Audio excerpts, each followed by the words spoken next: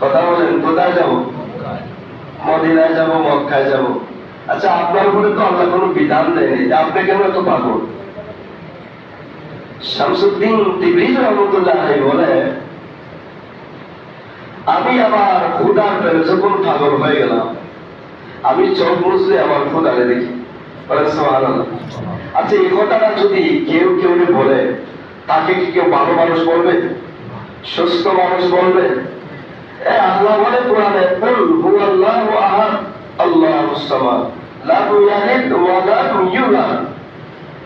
যে বিষ্ণুকে দেখলাই কেমনে? এজন্য তো সে পাগল। এজন্য সে কি পাগল? তো বড় একজন জবরদস্ত আলেম ছিলেন। যখন শামসুদ্দিন তাবরিজ রহমতুল্লাহর সাথে দেখা হলো, মনে হলো ওনার সিনাতে কোনো আলেম নেই। সুবহানাল্লাহ। তাইলে বোঝা যায় শরীয়তের আলেমটা তরিকতের কাছে, হাকিকতের কাছে, মারিফতের কাছে একটা বিন্দু সরষের মতো। সুবহানাল্লাহ। আর সেই আলেমটা এত বড় আলেম যেটার কোনো সীমানা নাই।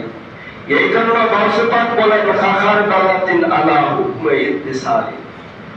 এ আমার ভক্তরা, একটা সরষার দ্বারা পরিমাণ জিনিস যদি হয়, সেটা আমি আব্দুল কাদেরের চৌকো ফাঁকি দিয়ে যেতে পারলাম। তাইলে বোঝা যায় একটা অন্তর্চক্র। কি চক্র?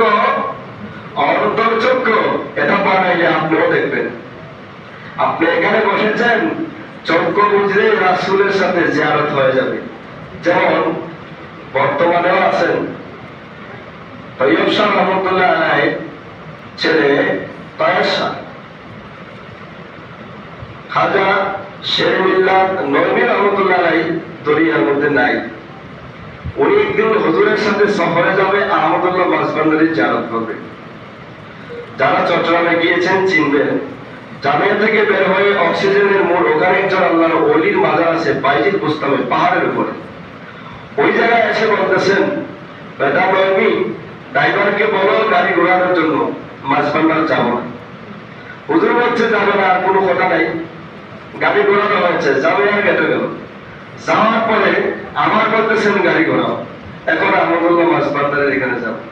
জিয়ারত করে আসার পরে উনি বললেন, হুজুর দয়া করে যদি একটু হাকিকত বলতেন। বলে, বেটা